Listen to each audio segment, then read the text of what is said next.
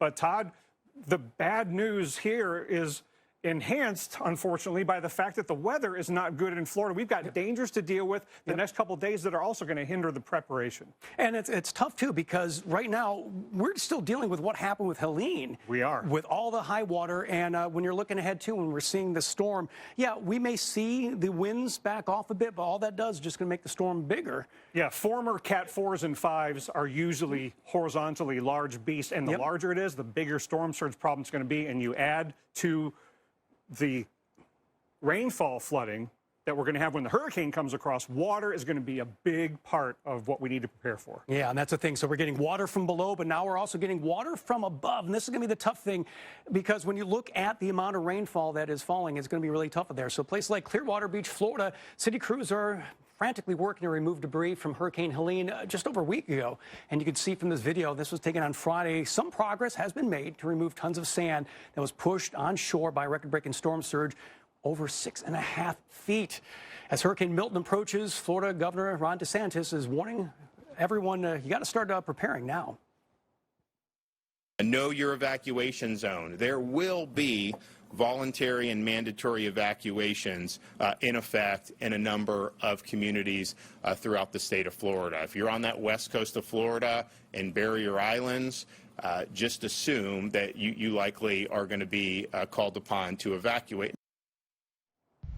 And that's the thing, know your evacuation zones and know when you're looking at trying to prep. Here's a big problem. We're actually seeing rain on top of the areas that got hit hard with a storm surge. It's really hard to prep when you're actually having to deal with rainfall at the moment. So we have a little bit of a weak wave that's right ahead of Milton. So what we're seeing right now is not really associated with Milton itself. It's a part of tropical moisture that's streaming its way.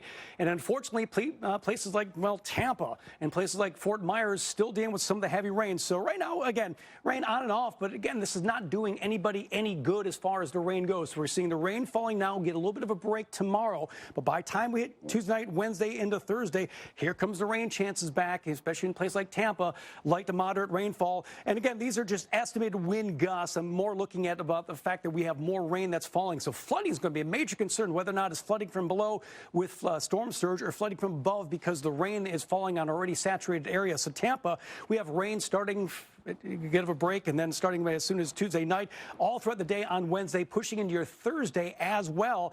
And look at some of these rainfall totals. Now, again, these are model estimations. This is from the European model, anywhere from 5 to 8 inches in the orange shade. But we have a couple areas over towards St. Pete and a little bit farther north.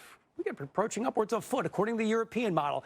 The GFS model backs off a little bit, but still we're talking anywhere from 2 to 3 inches, maybe upwards of 5 inches. Still a lot of rain that is certainly falling over this area a little bit farther to the south. Same type of thing for places like Fort Myers, Everglades City. We have a lot of rain that's falling now, a bit of a break in your Tuesday. By the time we hit Wednesday and Thursday, anywhere from 3 to 5 to 8 inches, according to the European model. And then the GFS model also dropping down anywhere from that 3 to 5 inch area. So Dr. Knabb, it's one of those things where it doesn't seem like really catch a break. We've had, as far as this year has gone, up through Helene, that was the 8th named storm. 4 of them made landfall across the United States. Here's landfall number 5 coming our way. For what a season, it seems to be relatively quiet as far as the number of storms.